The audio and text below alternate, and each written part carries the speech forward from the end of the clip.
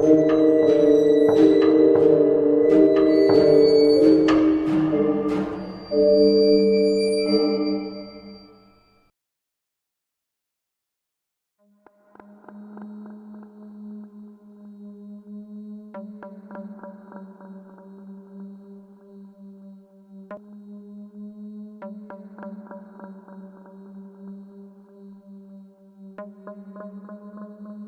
dalam sebuah kayu di sebelah rumah megah milik Tuan Badurosobo, berdirilah satu bangunan lain dengan gaya arsitektur Eropa bekas peninggalan kolonial Belanda.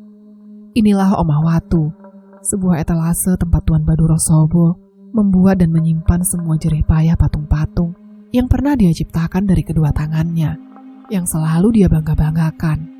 Di dalam bangunan yang berukuran tidak terlalu luas itu, yang didominasi dengan bahan batu marmer, mengelilingi ruangan persegi 4 itu, Tuan Badurosobo sedang duduk di atas sebuah batu ulin, tempat dia melakukan pekerjaan sehari-harinya. Tangan gemulainya nampak sedang sibuk memoles patung dengan gerutan lembut pisau ukir yang ada di genggaman tangannya, membentuk dan mencipta sebuah wajah familiar yang rasanya pernah Arman lihat, karena tuntasnya sebuah ganjaran dari mereka yang bersekutu dengan para iblis kuno yang mendiami tanah Jawa. Arman memperhatikan setiap detil langkah, bagaimana Tuan Baduro melakukan pekerjaannya. Ketelatenannya dalam memainkan gembur tanah liat membuat Arman terkagum-kagum, sekaligus merasa ngeri.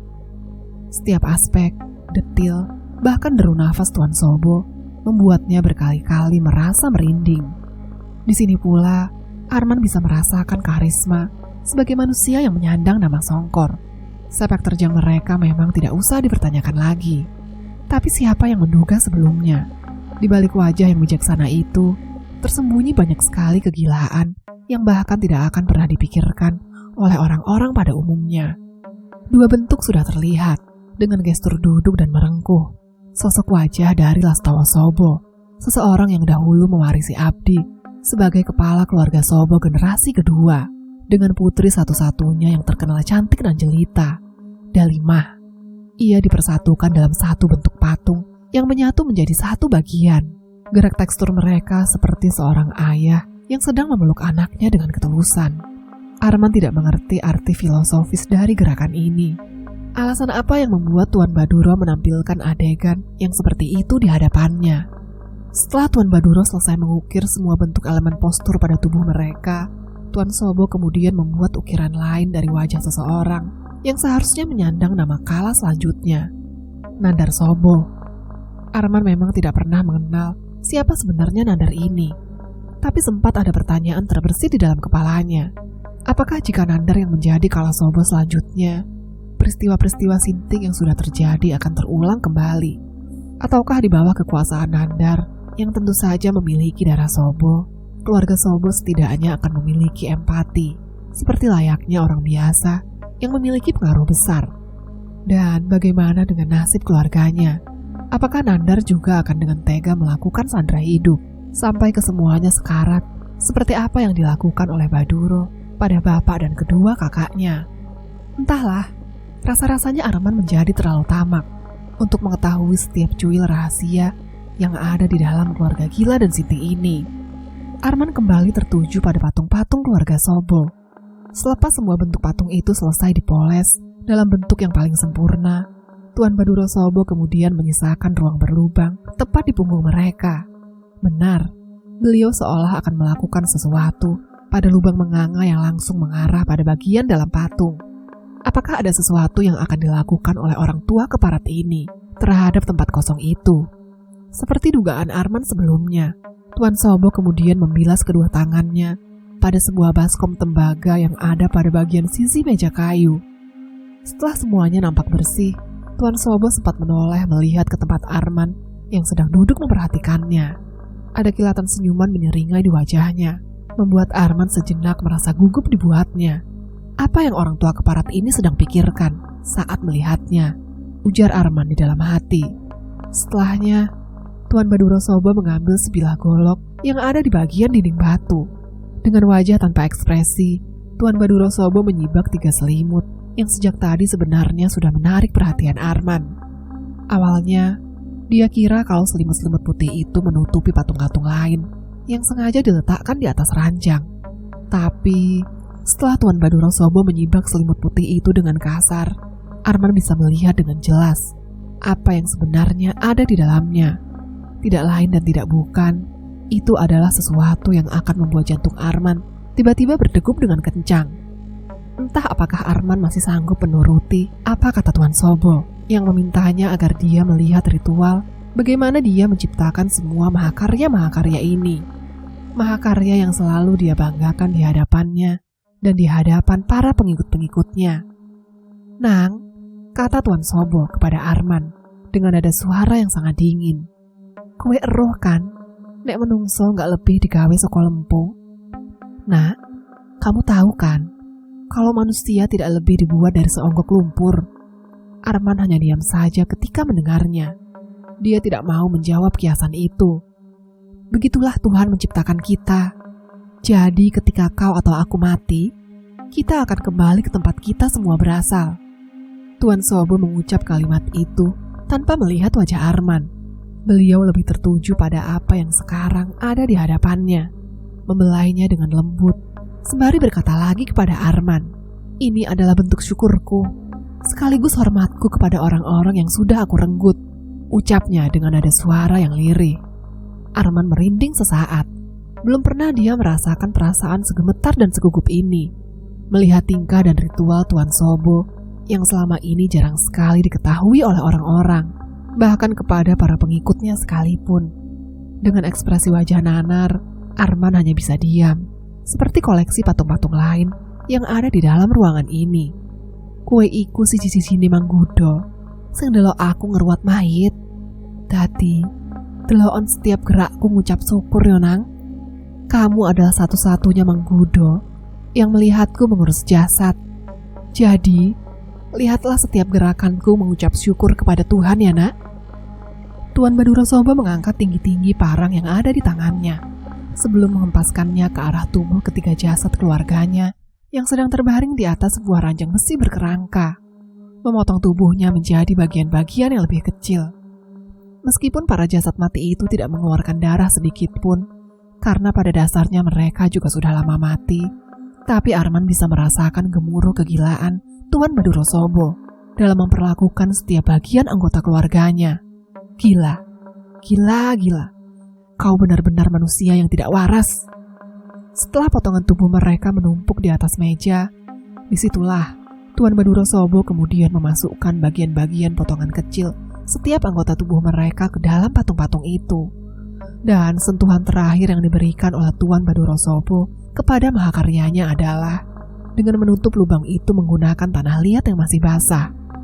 Dan selesailah sudah satu bentuk mahakarya yang ganjil namun memukau. Bahkan Arman tidak mengerti harus berkomentar seperti apa melihat gelagat patung-patung ini.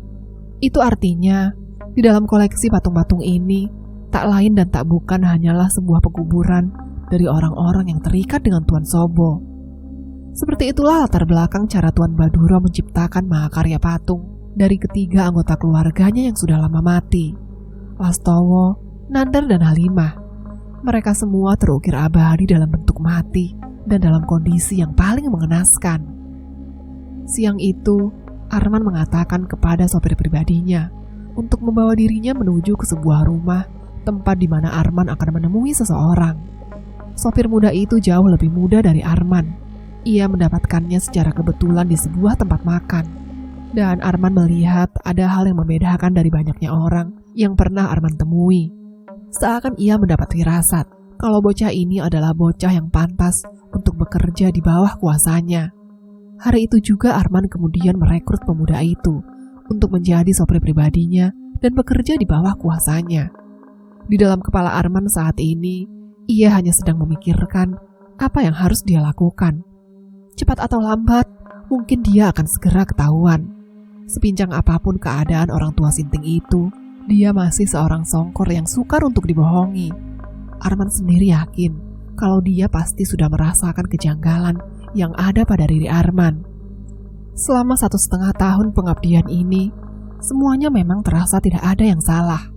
Hanya saja, pada satu titik tertentu Arman merasa kalau Tuan Badurosobo seperti sedang mengawasi gerak-geriknya jauh lebih sering dari biasanya.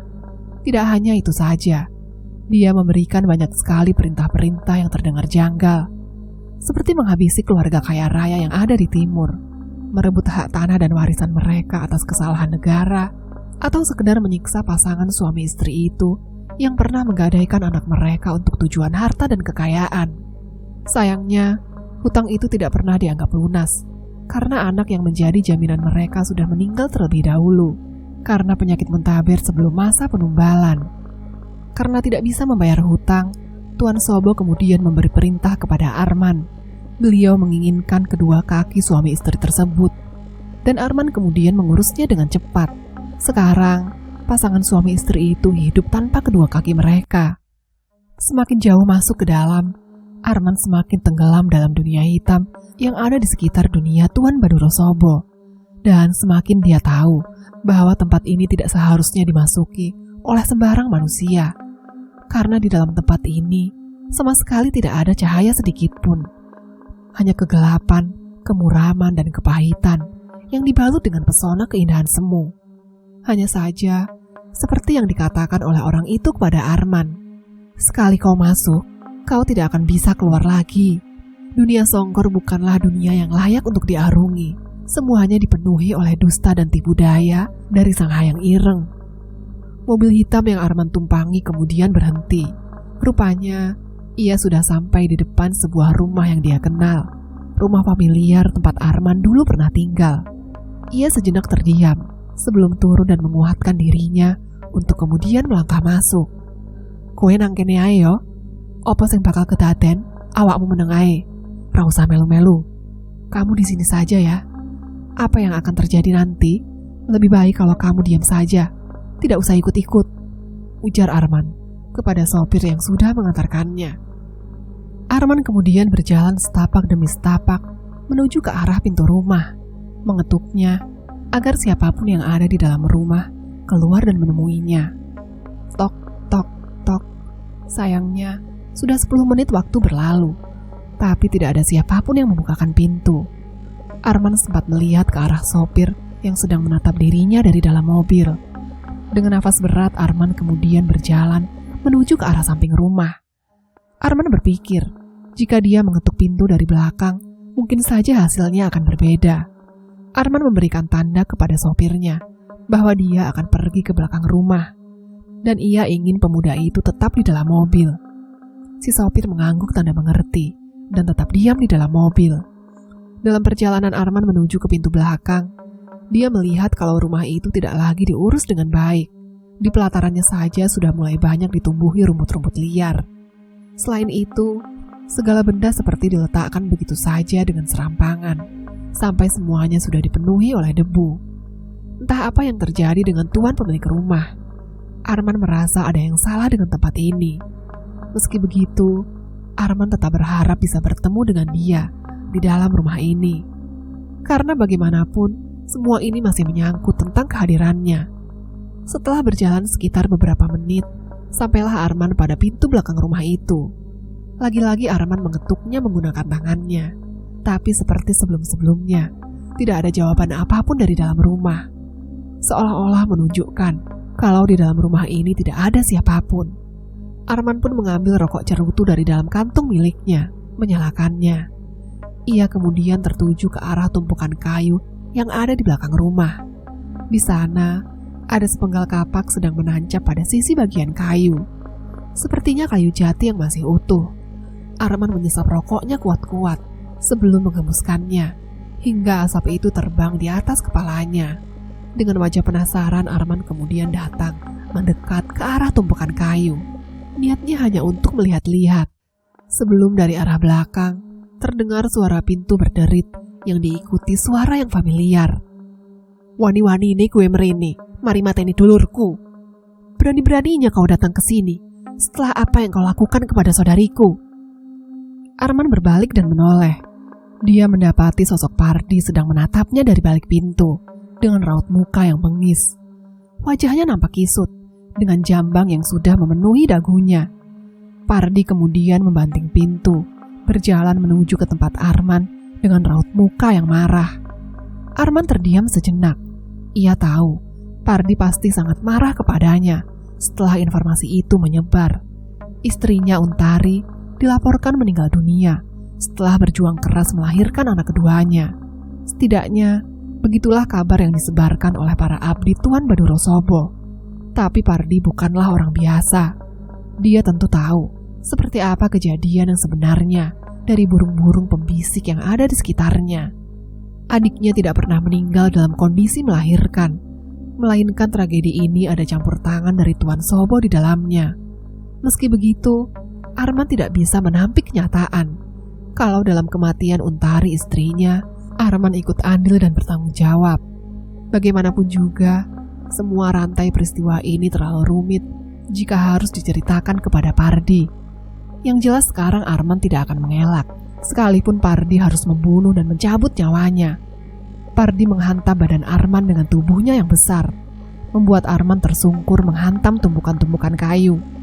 Dia terus menghajar wajah Arman, hingga wajah Arman berlumuran darah. Meskipun begitu, Arman tidak membalas sama sekali setiap pukulan yang mendarat di wajahnya. Apa yang sudah terjadi, memang sudah terjadi, dan kenyataannya tidak bisa dia ubah lagi. Tapi jika saja Pardi mau mendengarkannya, mungkin ada perbedaan dalam permainan yang dibuat oleh Tuan Badurosobo. Hanya sebentar saja, Arman hanya butuh 5 menit untuk menjelaskan semuanya. Tapi Pardi sudah kelewat murka. Dia terus mengajar Arman, hingga nafas laki-laki itu menghela panjang dan merasakan kalau kesadarannya sepertinya tidak akan bertahan lama. Sebelum seseorang akhirnya menghentikan Pardi. Sopir muda yang sudah Arman larang untuk ikut campur dalam urusan ini, tiba-tiba saja datang dan menahan badan Pardi agar dia berhenti menghajarnya. Pemuda itu menahan sekuat tenaga, meskipun badan mereka berbeda satu sama lain. Dengan wajah ngotot dia menahan Pardi, yang akhirnya mau berhenti, meskipun wajahnya masih terlihat bengis dalam melihat raut muka Arman. Ia bahkan sempat meludah di wajah Arman. "Kowe nek njaluk setor nyawa, ngomong wae. Ra peduli kowe saiki manggudo apa guguk. Ngomong wae, tak beleh gulumu iki. Kamu kalau mau memberikan nyawa, ngomong saja. Aku tidak peduli, sekalipun kau sekarang adalah manggudo atau bukan. Bilang saja, ku gorok lehermu." Arman berusaha bangkit dari tempatnya tersungkur. Seluruh bagian wajahnya terasa ngilu, badannya apalagi, sakit semua. Tapi dengan tenaga yang tersisa, Arman kemudian mengatakan, "Kanjeng Putri tidak akan memberitahukan kedatanganku ke tempat ini," kata Arman tiba-tiba. Hal ini tentu saja membuat Pardi bingung. "Apa maksudmu? Apa maksudmu? Kanjeng Putri wis gak dadi moto ambek kupinge Tuan Sobo. Dadi kue, nek kepengin ngarai wong kuwi kepleset, aku ngerti carane. Aku iso mastekno, nek Tuan Sobo sing saiki gak seluwes Tuan Sobo sing biyen ngarai kue kelangan anak bojomu. Kanjeng Putri sudah tidak menjadi mata dan telinga Tuan Sobo. Jadi, kamu kalau ingin membuat orang itu jatuh, aku tahu caranya. Aku bisa memastikan kalau Tuan Sobo yang sekarang tidak sehebat Tuan Sobo yang dulu, yang bisa membuatmu kehilangan anak dan istrimu." Pardi masih tidak mengerti apa yang coba Arman katakan kepadanya. Namun sejujurnya, setelah Arman mengatakan hal itu, dia sempat tertarik, sehingga Pardi masih mau menunggu. Arman pun berdiri dengan tubuh yang lusuh. Dia sempat melirik sebilah kapak yang masih menancap di gelonggongan kayu jati. Dengan tenaga yang tersisa, Arman mengambil benda itu. Pardi sempat terkejut melihat Arman mengambil sebilah kapak itu. Di dalam dirinya dia bertanya-tanya, apa yang mau dia lakukan dengan sebilah kapak yang ada di tangannya itu. Dengan suara parau, Arman kemudian bertanya kepada Pardi, "Sakwise kue pamit karo Tuan Sobo, terus kue wis diculno dadi abdine wong iku. Kue njaluk patung anak lan bojomu. Nang endi patung iku saiki? Setelah kamu pamit kepada Tuan Sobo, yang kemudian akhirnya melepasmu sebagai abdinya, kamu meminta patung anak dan istrimu. Di mana keberadaan patung itu sekarang?" Pardi yang merasa bingung, lantas menunjuk bagian hutan jati yang ada di belakang. Rupanya, di sanalah Pardi meletakkan patung-patung itu. Dengan wajah datar, Arman kemudian berjalan melewati Pardi, menuju ke arah patung tersebut dengan sebilah kapak yang masih ada di tangannya. Pardi pun penasaran. "Kue kate lapo?" "Lapa takon patung anak bojoku. Kamu mau apa?" "Kenapa tanya patung anak dan istriku?" Dengan suara terengah-engah, Arman berusaha menjelaskannya. "Kue sering takon, nang endi anak bojomu selama iki? Wis pirang atus wong sing mbok takoni, tapi rono sing ngeruh. Aku mrene kanggo nuduhi kowe nang endi anak bojomu. Kamu sering bertanya, di mana anak istrimu selama ini berada. Sudah berapa ratus orang yang kamu tanyai, tapi tidak ada satupun yang tahu keberadaan mereka. Aku kesini untuk memberitahumu di mana anak dan istrimu berada." Mendengar itu, Pardi hanya diam. Di dalam hatinya dia bertanya-tanya lagi, apakah Arman benar-benar tahu di mana keberadaan mereka berdua? Sesampainya di hutan jati, Arman melihat kedua patung itu. Bentuk batunya sudah berwarna abu-abu gelap akibat erosi, dan juga di beberapa bagian ditumbuhi oleh lumut. Bentuk gerak patungnya sama seperti bagaimana Tuan Sobo memoles mahakarya miliknya yang lain. Dengan wajah sedikit muram, tanpa membuang-buang waktu, Arman kemudian menghantamkan mata kapak yang ada di tangannya tepat ke leher patung ibu yang sedang memeluk anak tersebut. Dan remuklah patung itu. Pardi yang melihatnya tentu saja murka. Apa-apaan dengan apa yang baru saja dilakukan oleh Arman. Tapi sesaat sebelum Pardi menyentuh leher Arman, dia termangu ketika mencium aroma aneh dari dalam patung itu. Aromanya tidak busuk, tapi cukup mengganggu. Mungkin karena lamanya proses penyimpanan bagian tubuh yang sudah dipotong-potong kecil sebelumnya. Tanpa Arman memberitahu, Pardi langsung mengenali kalau bagian-bagian hitam dengan serpihan tulang belulang yang ada di hadapannya ini adalah potongan-potongan tubuh istri dan anaknya. Sontak Pardi tersentak. Dia benar-benar merasa bodoh, karena selama ini kedua orang yang paling dia cari semasa hidupnya rupanya berada sedekat ini dengan dirinya. "Setan alas," jerit Pardi waktu itu. Dia hanya bisa berlutut sambil mengusap-ngusap bagian-bagian hitam yang tersisa. "Sobo bangsat, menungso sing ra pantes diceluk menungso, biadab, iblis." Arman kemudian duduk pada salah satu batu, menatap Pardi yang mulai kesetanan. Baduro takut dengan anak turunan Sobo yang akan lahir tahun ini dari sosok induk semang keluarganya. Tidak banyak yang tahu informasi ini. Jika anak itu lahir, jika anak itu hidup, dan jika anak itu bisa tumbuh, dia akan membawa petaka yang lebih menyakitkan dari sebuah kematian pada Baduro Sobo. Bantu aku membuat anak itu hidup. Bantu aku setidaknya menyembunyikan bocah itu dari cengkraman manusia sinting seperti dia. Arman mengusap darah di bibirnya. Pardi yang mendengarnya hanya bisa diam. Ia tidak berkomentar apa-apa. Angin berhembus sangat kencang. Entah kenapa tiba-tiba saja jantung Arman berdegup semakin cepat. Sembari menunggu Pardi menjawab tawaran Arman, pria parubaya yang sudah kehilangan dunianya itu akhirnya berbicara kepadanya. "Opo sing mbok kepingino teko aku? Apa yang kau butuhkan dari aku?"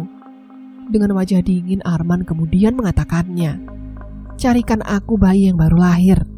Bayi yang lahir pada weton kliwon malam. Bawa bocah itu ke sebuah tempat yang ada di dalam kertas ini," ujar Arman, sembari memberikan selembar kertas kepada Pardi.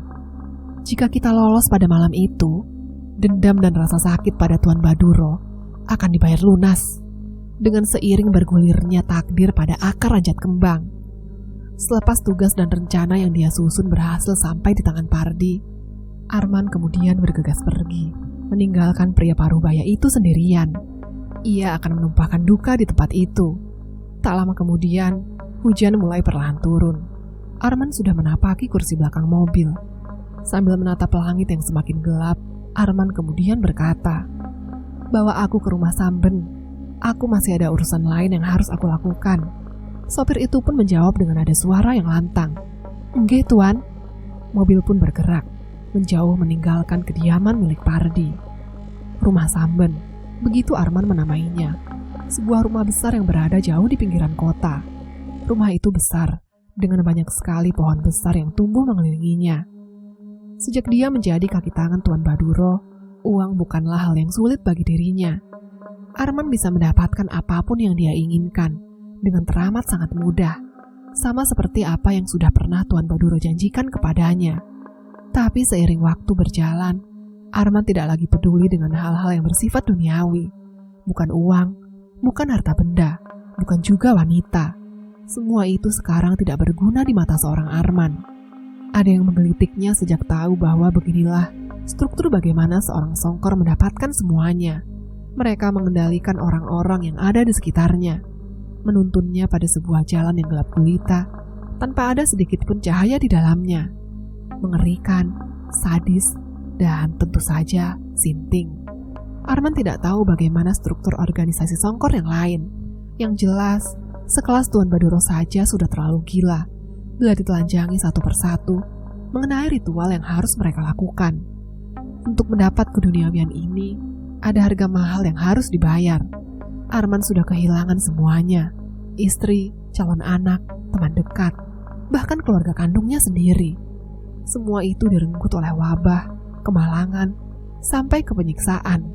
Benar, Baduro hanya ingin menyisakan Arman seorang diri sebagai mangkudo. Maka yang lain tidaklah penting. Para iblis yang mengikuti Baduro lah yang akan membereskannya. Bagi orang sialan itu, mengambil nyawa manusia yang sudah digadaikan, itu bukanlah hal yang sulit. Cukup dengan telur dan santet yang dikirim saja, semuanya pasti selesai. Apalagi jika target tidak memiliki ilmu kebatinan yang kuat. Arman gemetar saat melihat bapaknya yang sudah berusia uzur harus memuntahkan darah yang ada di dalam tubuh ringkihnya. Dia dibuat hancur sehancur-hancurnya di atas tepi ranjang. Bahkan orang tua itu sampai berteriak meminta mati akibat tidak sanggup menahan sakit. Karena merasa iba, Arman meminta agar Baduro segera mengambil nyawa bapaknya saja. Orang tua itu sudah tidak sanggup menahan sakit yang luar biasa seperti ini. Baduro hanya tersenyum menyeringai, dan kemudian dia menuntaskannya. Ada satu bagian yang Arman tidak akan pernah lupakan dari kejadian sialan ini, di mana sebelum roh bapaknya dicabut oleh Kanjeng Putri di depan mata Arman, sosok iblis wanita itu membisik di telinga bapaknya bahwa nyawanya digadaikan oleh anak sematawayangnya, Arman. Dan orang tua itu menatap Arman dengan sorot mata yang keji. Ya, orang yang selama ini mencintai Arman sejak ia pertama kali melihat dunia ini, kini melihatnya seperti sampah yang paling menjijikkan yang pernah dia lihat. Sontak hal ini membuat Arman mulai merasakan ragu. Apakah sudah waktunya dia mengakhiri hidupnya sebagai orang yang mengabdi kepada satu orang songkor paling biadab, sekalipun jika nyawanya harus menjadi korban kebiadaban keluarga Sobo. Arman sampai di rumah itu, rumah besar yang tempatnya jauh terasing. Dari luar saja, hawa dan suasana wingi tempat itu langsung terasa. Arman berjalan pergi meninggalkan mobil dan sopirnya yang masih muda. Sebelumnya, Arman sudah memberi perintah agar nanti sekitar 3-4 jam lagi agar dia dijemput. Untuk sekarang, Arman ingin seorang diri menghabiskan waktunya di tempat ini. Ada tugas yang harus dia selesaikan, dan hanya dia yang bisa melakukannya. Rumah itu besar dan luas. Lantainya dibangun dengan marmer kualitas terbaik. Temboknya tebal, dengan warna sedikit pudar. Jika dilihat dengan seksama, rumah ini layaknya benteng kokoh yang tangguh. Maklum saja, bangunan rumah ini adalah bekas rumah bupati zaman penjajahan Belanda dulu. Sejak kemerdekaan dikibarkan, rumah ini sudah berganti-ganti pemilik. Dan sekarang, Armanlah yang membelinya untuk sesuatu yang teramat khusus. Konon orang-orang sering membicarakan rumah ini karena perkara kalau beberapa kali rumah ini konon menyimpan misteri. Banyak sekali ditemukan penampakan dari wujud-wujud yang menakutkan seperti gadis Belanda simpanan bupati yang konon kadang terlihat melotot di samping jendela, atau suara hentakan kaki para tentara Jepang tanpa kepala yang sedang baris berbaris. Tapi dari semua nada sumbang yang tersebar, yang paling menakutkan adalah sosok hitam besar yang konon mendiami pohon rambutan karena sering mencelakai siapapun yang melewati jalanan sepi di depan rumah ini. Karena itulah, rumah ini dijuluki Omah Samben, karena rumahnya sendiri berdiri di atas pondasi batu kali yang disusun dengan jeli, sekaligus menegaskan kalau rumah ini tak bisa ditembus dengan mudah oleh sembarangan orang. Arman justru berpikir sebaliknya. Kalau orang-orang takut dengan rumor perkara hantu dan sejenisnya yang mendiami rumah ini, dia justru sangat menyukai rumah ini. Di sini Arman bisa mendapatkan ketenangan. Dia tak harus bersosialisasi dengan siapapun, karena rumah ini sendiri berada jauh dari mana-mana. Selain itu, ada satu bagian yang membuat Arman akan selalu mengunjungi rumah ini. Bagian itulah yang melengkapi Arman dan membuatnya bisa bertahan hingga sampai saat ini. Arman meraih botol anggur di dalam almari dan menuangkannya ke dalam gelas kosong. Di dalam kesunyian dan ketenangan rumah itu, ia meneguk air berwarna merah keunguan itu sembari duduk di atas sofa yang nyaman. Ia ingin beristirahat dari segala hiruk-pikuk hari yang panjang ini. Wajahnya masih terasa nyeri akibat pukulan-pukulan dari Pardi tadi. Sembari menikmati momen ini dan memikirkan langkah apa yang harus ia ambil. Mengingat Tuan Sobo meminta sesuatu yang teramat besar dan beresiko bagi dirinya. Arman terdiam bingung sembari memikirkan langkah apa yang bisa dia ambil. Sebelum dari arah belakang, Arman mendengar suara langkah kaki seseorang sedang berjalan menuju ke tempatnya. Arman bisa merasakan kehadirannya, namun ia memilih untuk tidak bergerak dari tempatnya sedang duduk. Sosok itu kemudian menyentuh lembut bahu Arman, sembari berbisik di telinganya. "Wes mbok lakoni, opo yang diperintahkan kalih tuan? Sudah kamu lakukan apa yang sudah tuanku perintahkan?" Arman meletakkan gelas anggur itu di atas meja, sembari melihat sosok wanita muda yang sedang berdiri tepat di sampingnya. Usianya mungkin berkisar belasan tahun. Wajahnya cantik, dengan rambut panjang sepunggung. Dengan wajah heran, Arman lantas bertanya kepada sosok wanita muda itu, "Awake sopo sing mbok gawe saiki? Badan siapa yang sekarang kamu pakai hari ini?" Wanita cantik dan jelita itu tidak menjawab. Ia kemudian berbicara lagi.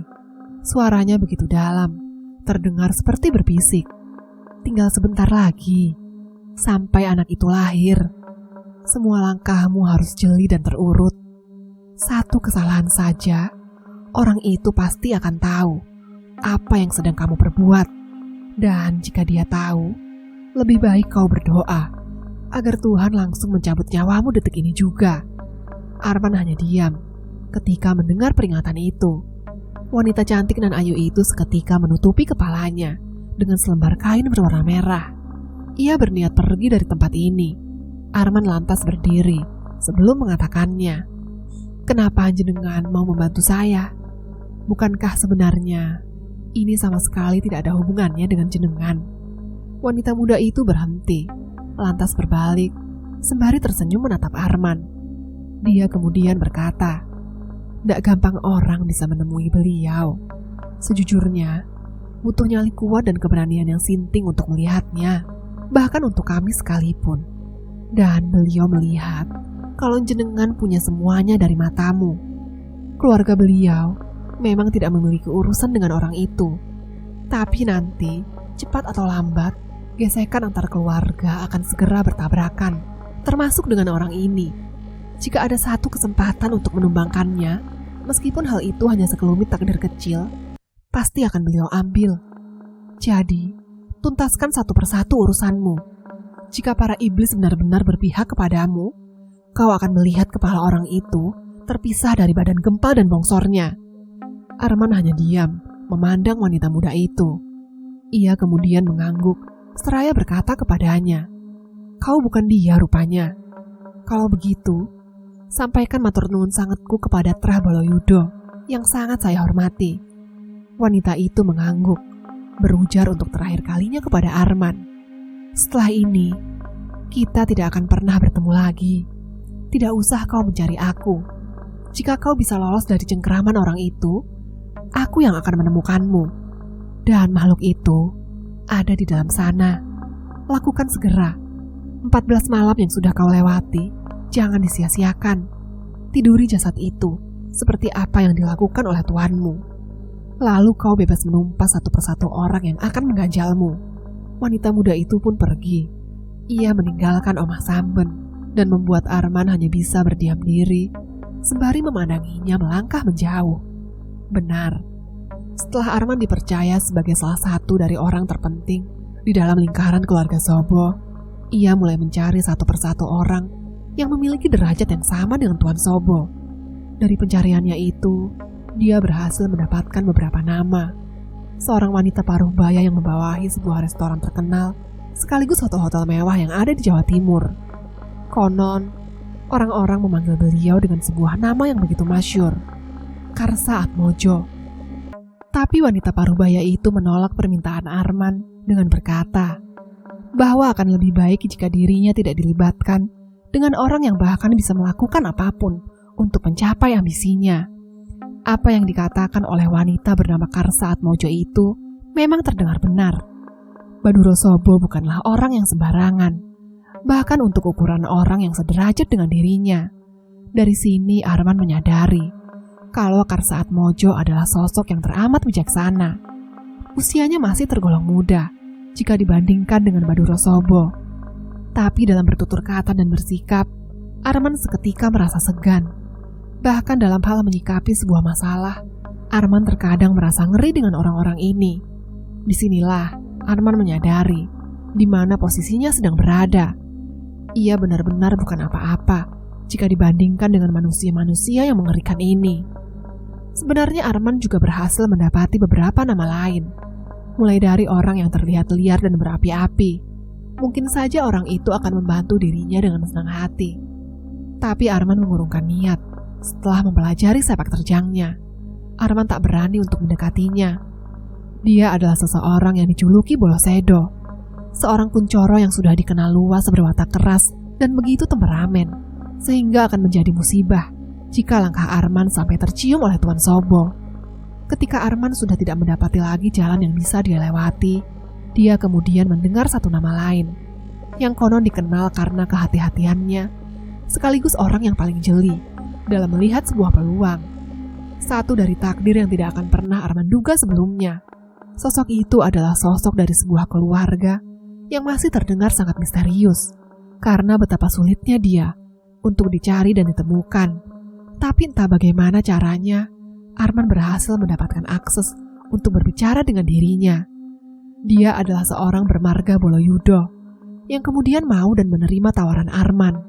Tapi dia juga sedikit berhati-hati agar apa yang Arman lakukan tidak menarik perhatian Tuan Sobo. Dia memberi nasihat dan petuah, membantu Arman selangkah demi selangkah. Bahkan di hari terakhir pertemuannya ini, Arman menyadari kalau sesama songkor rupanya memiliki hubungan yang teramat sangat rumit.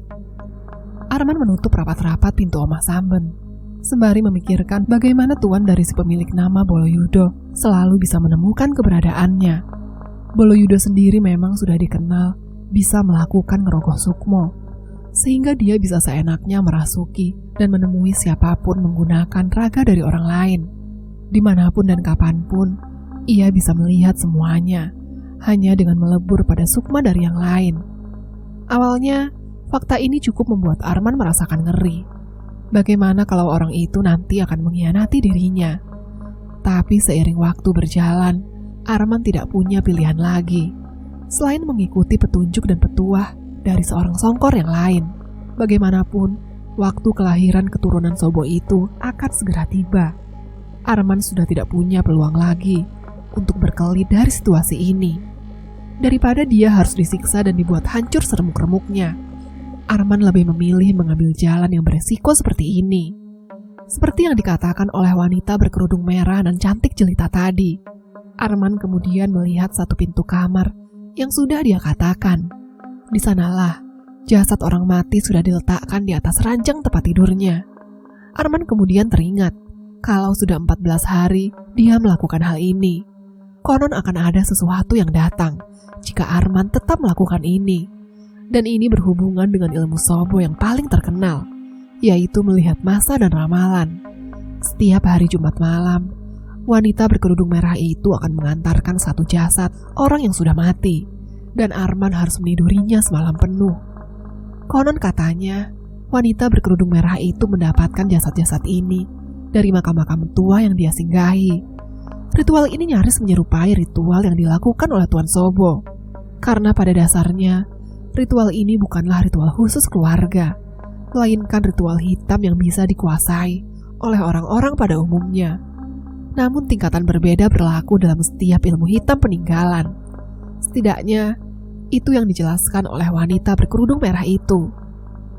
Tapi ada satu bagian yang menarik, di mana saat Arman bertanya kepada wanita berkerudung merah itu, ritual keluarga apa yang biasa dilakukan oleh keluarga Sobo. Wanita itu memilih menolak untuk mengatakannya. Rasa-rasanya ada yang masih disembunyikan, dan tidak bisa sembarangan dikatakan kepada orang biasa. Keluarga Sobo masih terasa sangat asing, meskipun Arman berada di dalam lingkar kehidupan mereka. Arman kemudian mendorong pintu kayu tersebut. Ia melangkah masuk ke dalam kamar, yang saat itu hanya berpendarkan dari cahaya lampu minyak yang diletakkan di sekelilingnya. Malam ini, jasad siapakah yang diletakkan di atas ranjang tua miliknya? Sebelumnya, dia mendapati jasad wanita yang memiliki aroma busuk karena sudah mati berminggu-minggu. Ada juga jasad laki-laki parubaya yang sebagian tubuhnya sudah tidak terlihat utuh. Semua jasad-jasad itu berbeda setiap harinya. Tidak seperti Tuan Sobo yang hanya mau dan menginginkan agar dirinya bisa tidur dengan jasad dari pemuda-pemuda yang tampan. Arman justru harus tidur dengan jasad orang mati yang konon memiliki latar belakang yang berbeda-beda. Wanita berkerudung merah itu kemudian menjelaskan, semua jasad yang diletakkan di atas ranjang ini sudah dipilih sesuai dengan garis, berdasarkan weton bawaan dan firasat dari ilmu yang dikuasai oleh Boloyudo. Arman dilarang keras untuk protes atau mempertanyakan setiap jasad yang disajikan. Dia hanya harus menunaikan tugasnya saja jika ingin menumbangkan seorang keturunan Sobo. Sekaligus hal ini dibutuhkan untuk menggambar nasib apa yang sudah menunggu Arman sehingga Boloyudo tahu harus melakukan apa. Selain itu, hal ini penting dilakukan untuk mengelabui Sobo. Maka Arman tidak punya pilihan lain selain harus menurutinya. Saat ini, Arman berharap agar malam ini dia tidak lagi harus tidur dengan jasad anak-anak seperti tempo hari. Selain hal itu cukup mengganggu, Arman merasa sangat bersalah jika harus melakukannya lagi. Tapi nampaknya kali ini akan berbeda, karena di hadapan Arman nampaknya terbaring jasad seorang wanita dewasa dengan perut yang nampak buncit. Arman kemudian mendekatinya perlahan-lahan guna melihat bagaimana wajah dari jasad asing wanita ini. Namun semua berubah manakala Arman beradu pandang dengan wajah jasad wanita tersebut. Siratan wajahnya berubah ketika Arman menyadari bahwa jasad wanita yang sudah terbaring di atas ranjangnya adalah jasad mati dari istrinya sendiri, Untari. Belum selesai Arman dibuat terkejut dengan kegilaan ini, ia tersentak saat mendengar sosok Kanjeng Putri tiba-tiba datang menemuinya di tempat seperti ini. "Goblok," ujarnya sembari menyeringai melihat Arman. Sosok itu menunjukkan wajah yang paling buruknya. "Gawe opo kowe bersekutu karo wong iku? Opo kowe ora percaya karo aku, Le? Bodoh, untuk apa kamu bersekutu dengan orang itu? Apa kamu gak percaya sama aku, Nak?" Sosok Kanjeng Putri yang menemui Arman kali ini begitu mengerikan. Wajah binatang dan postur tubuhnya yang setinggi pintu rumah membuat Arman begitu ngeri. "Kue ngerti apa sing coba mbok lakoni iki? Apa kamu mengerti apa yang sedang coba kamu lakukan ini?" Arman menggelengkan kepalanya. Sosok itu melotot menatap Arman dengan wajah binatangnya yang benar-benar membuat Arman bergidik ngeri. "Kowe nyoba ndadekno aku abdimu apa? Kamu sedang mencoba menjadikan aku pesuruhmu ya?" Saat itulah Arman mengerti kalau apa yang diperintahkan oleh wanita berkerudung merah itu tidak lain adalah untuk mengambil salah satu ingon milik Tuan Sobo. "Bangsat," ujar Arman di dalam hati. Ia kemudian berkata, kalau dia bisa mengurungkan niat untuk melaksanakan ritual ini jika Kanjeng Putri menghendaki. Namun sosok iblis bermuka binatang itu menolak, karena Arman sudah melakukannya selama 13 hari. Dan malam ini adalah puncak dari keseriusan Arman untuk mengikat iblis wanita berwajah binatang babi ini. Tangannya yang sepanjang galah merengkuh wajah Arman sembari berbisik di telinganya. Sosok itu kemudian berkata, selesaikan sekarang. Jika tidak, kau akan mendapat balak paling celaka yang bahkan tidak pernah kamu duga sebelumnya." Arman pun tak punya pilihan lain. Ia harus segera melakukannya. Maka ia mulai melucuti satu persatu baju dan celananya, hingga Arman telanjang bulat tanpa sehelai benang pun menempel di tubuhnya. Sementara makhluk itu hanya berdiri dan memandanginya dari pojok ruangan. Belum pernah Arman melihat sosok sinting ini bisa menunjukkan wujud semengerikan itu. Sebelumnya, memang sosok ini yang sudah membimbingnya, tetapi Arman masih merasakan ragu. Bagaimanapun, hubungan antara sosok ini dengan Sobo nampak begitu saling membutuhkan. Arman takut jika iblis ini akan mengkhianatinya, sehingga dia mulai mencari alternatif lain. Tapi siapa yang menduga kalau semuanya akan menjadi seperti ini? Kowe ngerti alasan kok iso bojomu ra iso bosok awake meski wis wulan-wulanan ket dekne mati le? Kamu mengerti alasan kenapa jasad istrimu tidak pernah bisa membusuk badannya setelah berbulan-bulan sejak kematiannya? Ujar Kanjeng Putri kepada Arman. Sosok itu kemudian melanjutkannya. Itu karena Sobo kelak akan menggunakan tubuhnya untuk satu ritual khusus keluarga yang hanya bisa dilakukan oleh Terahayit. Jika dia tahu tubuh wanita ini tidak ada di tempatnya, sungguh nasib buruk akan menimpa semua orang yang terlibat, termasuk wanita yang kau temui itu. Karena dia hanyalah pion kecil dalam permainan antara para keluarga besar.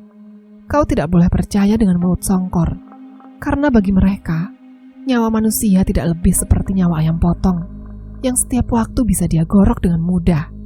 Arman menelan ludah. Dia sudah berjalan sejauh ini, dan selalu saja nasib buruk yang datang menemuinya. Entah kenapa sejak dirinya diangkat menjadi Manggudo, Arman justru merasakan kalau dirinya sudah mati rasa. Dia tidak tahu lagi arti kebahagiaan, arti kesenangan. Ia hanya tahu bahwa dalam proses manusia yang lahir di dunia hanya akan mendapati cilaka dan kemuraman.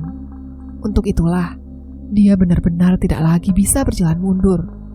Arman kemudian menyalakan balok menyan di setiap sisi ruangan, sembari makhluk jahanam itu masih terus mengawasinya.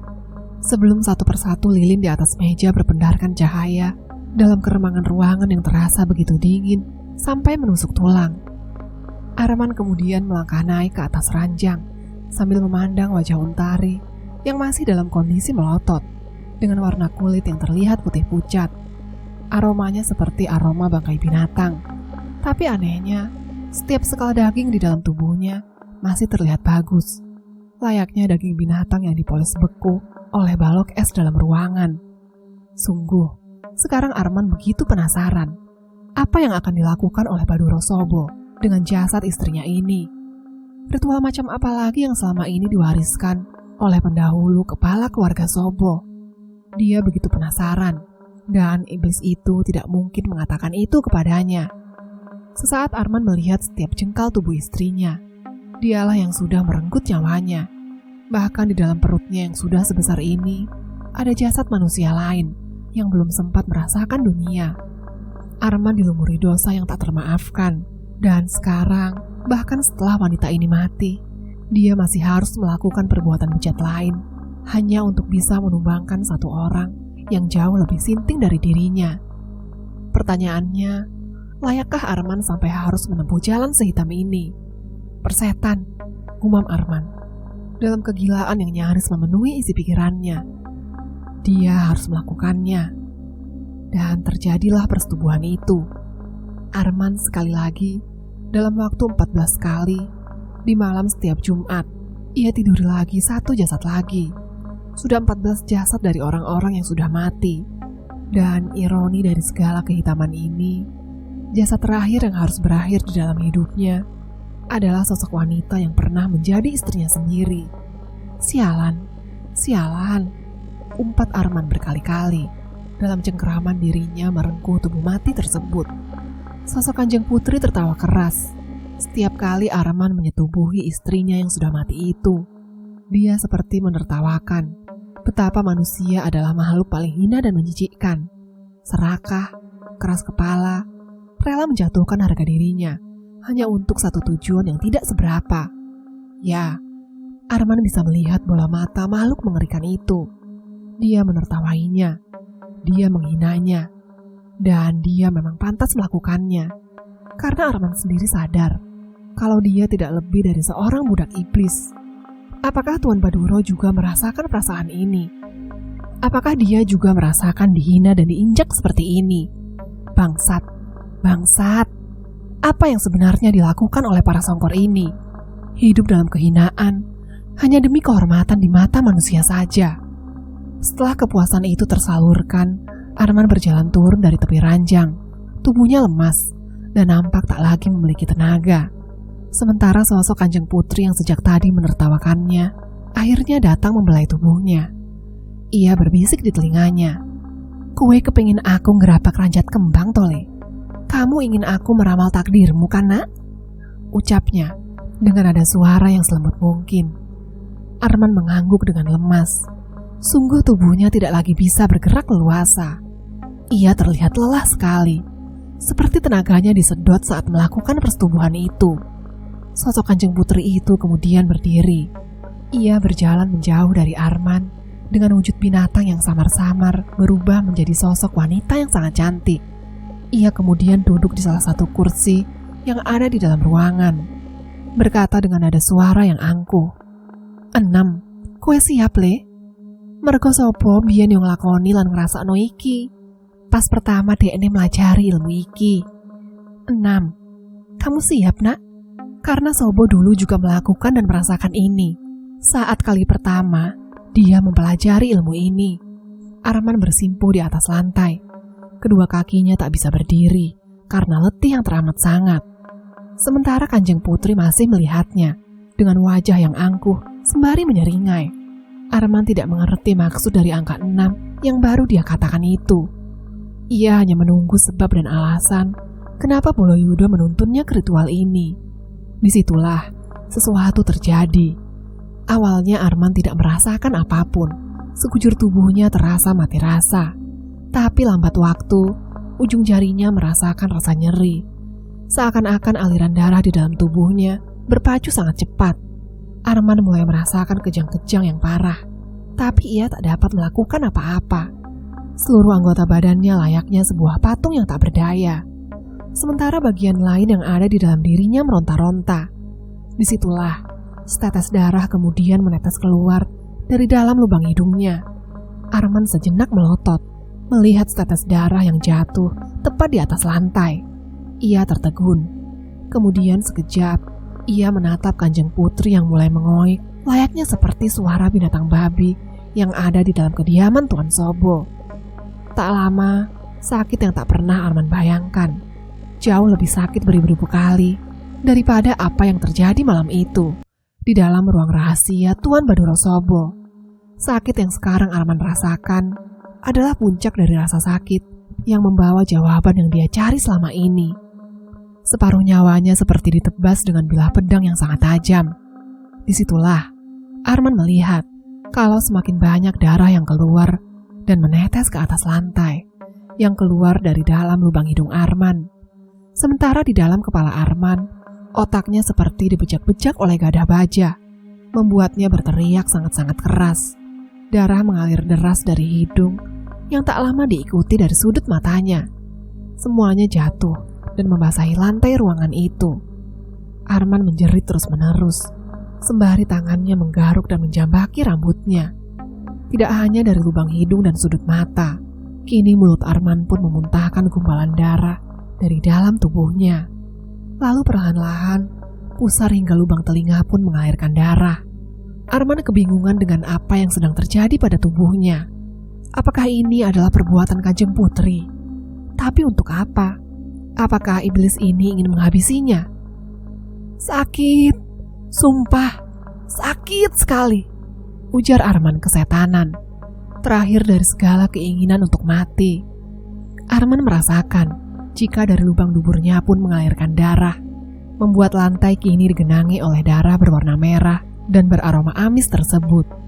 Saat itulah Arman akhirnya mengerti jika 6 yang dimaksud oleh Kanjeng Putri adalah 6 lubang yang ada pada tubuhnya, yaitu lubang hidung, lubang mata, telinga, mulut, kemaluan, dan terakhir lubang pada duburnya.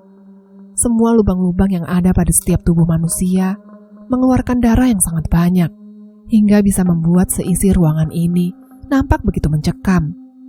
Kanjeng Putri kemudian berdiri dari tempatnya duduk. Ia sekarang membelai wajah Arman. "Sekarang, kau sama kotornya dengan para songkor itu." Tapi, Kanjeng Putri berujar dengan wajah yang datar. "Ada yang membedakan antara kalian satu sama lain, yaitu jarak yang sangat jauh. Jarak yang tidak akan pernah bisa dipangkas. Sekalipun kau berpuasa atau mengabdi pada semua iblis yang ada di atas tanah ini. Karena sejatinya, sejak mereka para songkor ini dilahirkan, sukma mereka sudah dianugerahi kawala yang berwarna sangat-sangat hitam.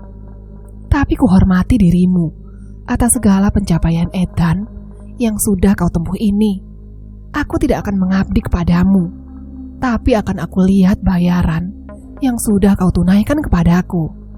Kita lihat bagaimana Ranjat Kembang akan membawamu." Tiba-tiba Arman merasakan jika Kanjeng Putri melahap dan melumat bibirnya sebelum seluruh pandangan yang ada di hadapannya nampak begitu gelap. Arman yang masih merasakan rasa sakit yang luar biasa kemudian lelap dan tidak sadar dengan apa yang sedang terjadi. Ia hanya ingat jika supir muda yang bekerja di bawah perintahnya tiba-tiba menggoyang-goyangkan tubuhnya di atas lantai, di atas darah yang menggenang. Wajah sopir muda itu nampak begitu khawatir. Dia terus-menerus memanggil-manggil nama Arman, hingga akhirnya Arman terbangun dalam kondisi yang seadanya. Telanjang bulat, dengan tubuh berlumurkan darahnya sendiri. "Pak Arman tidak apa-apa?" tanya sopir muda tersebut. Arman pun berdiri, sembari menutupi tubuhnya dengan selimut, tempat jasad Untari terbaring di atas ranjang. Saat itu, terjadi kecanggungan yang luar biasa antara Arman dengan sopir mudanya. Arman tidak tahu bagaimana dia akan menjelaskan semua ini. Tapi cepat-cepat si sopir mengatakannya untuk membuang suasana canggung itu. "Saya sudah datang sejak tadi, Pak. Bapak bilang 3-4 jam saya sudah harus kembali. Tapi saya melihat Bapak tak kunjung keluar. Sehingga dengan terpaksa saya masuk. Dan kemudian saya melihat ini." Wajah sopir muda itu tampak bingung menjelaskan. Saya... Sebelum si sopir menjelaskan lebih jauh, Arman berkata dengan nada suara yang tenang. "Yang ada di atas ranjang adalah jasad istri saya. Dan yang ada di bawah lantai tak lebih dari darah biasa. Jangan katakan ini kepada siapapun. Apakah aku bisa mempercayai kamu?" Si sopir seketika mengangguk. Meski di dalam kilasan sirat wajahnya ia gemetar, tak bisa menahan takut dan bingung. Arman kemudian menyuruh pemuda itu untuk keluar, sementara Arman mengenakan pakaian. Setelah semuanya selesai, Arman meninggalkan kediaman ini, rumah Samben. Di sana, sebelum mobil bergerak menjauh, Arman sekilas melihat Kanjeng Putri menatapnya dari sisi jendela. Ia menyeringai kepadanya, seakan memberitahu bahwa dia sudah melihat Ranjat Kembang, takdir yang kelak akan Arman lewati. 3 hari berselang, Arman sedang duduk di atas kursi di dalam rumahnya. Ia nampak sedang berpikir, takdir apa yang sebenarnya sudah dilihat oleh Ingon milik Sobo itu.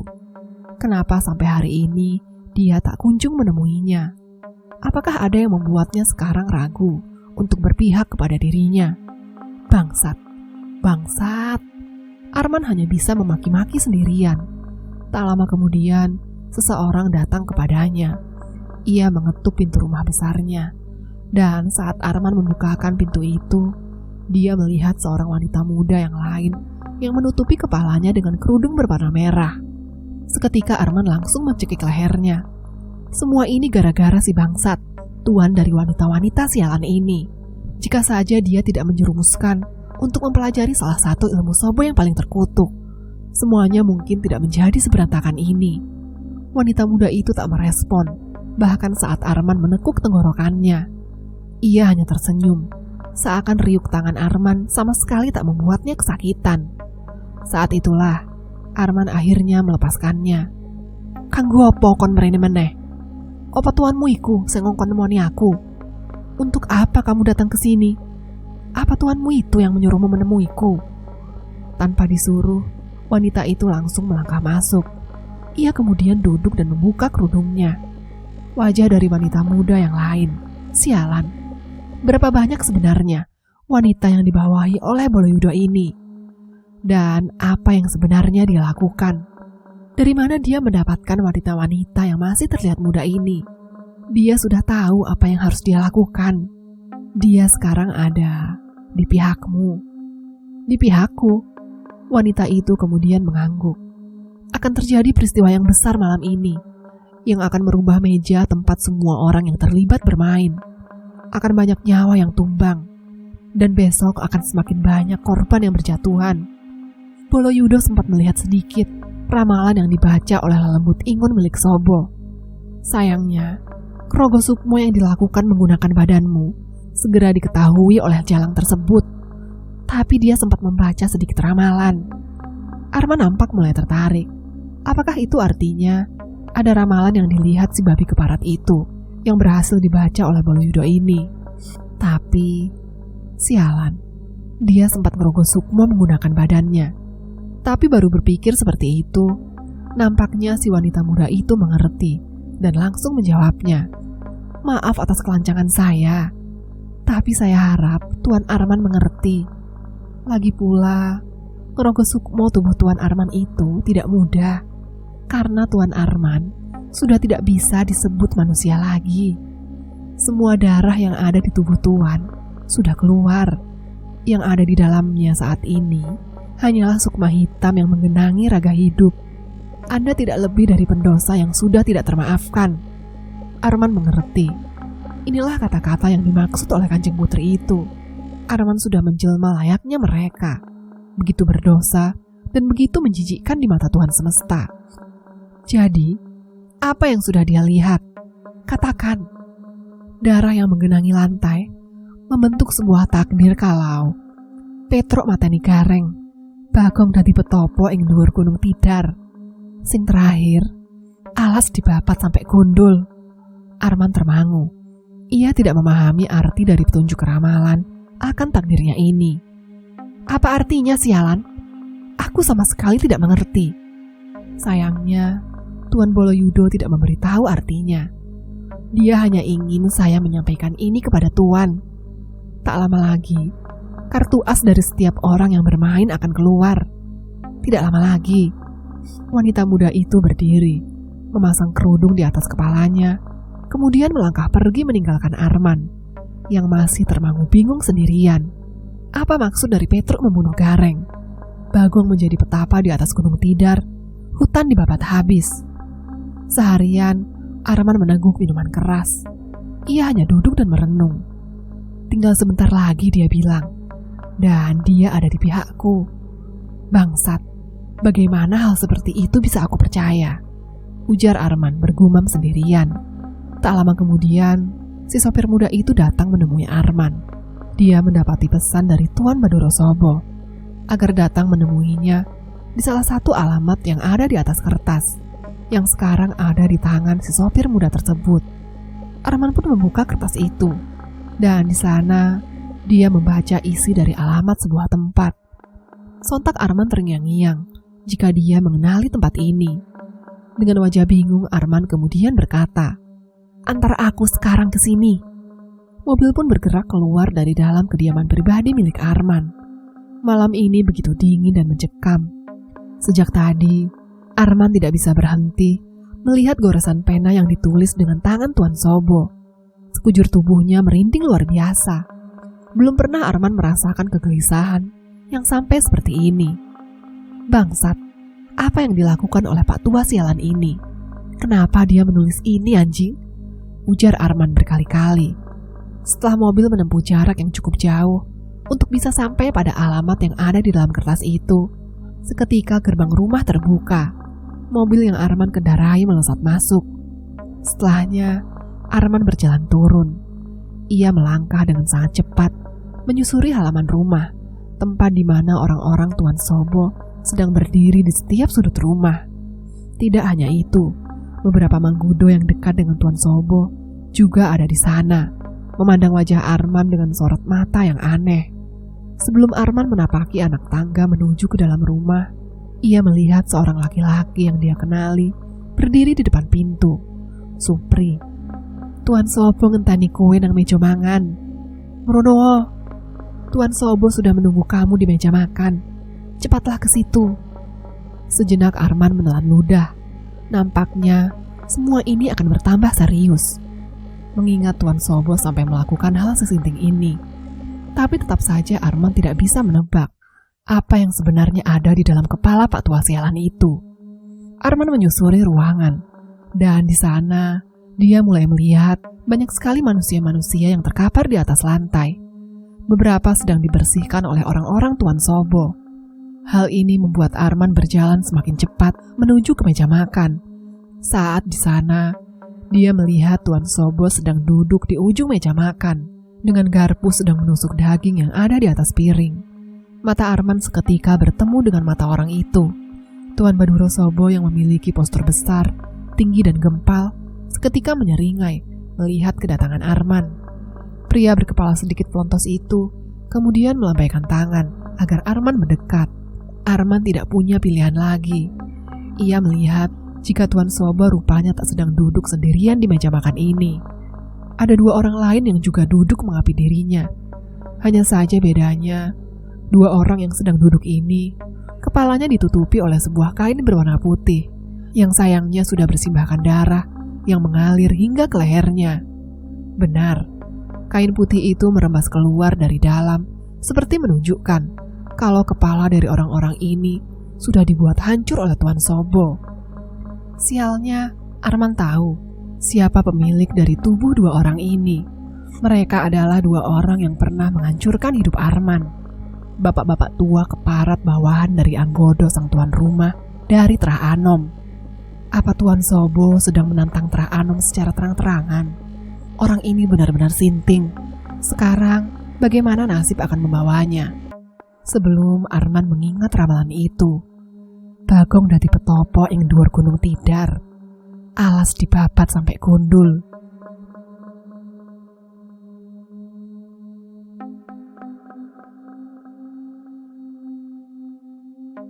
Jangan lupa like, subscribe.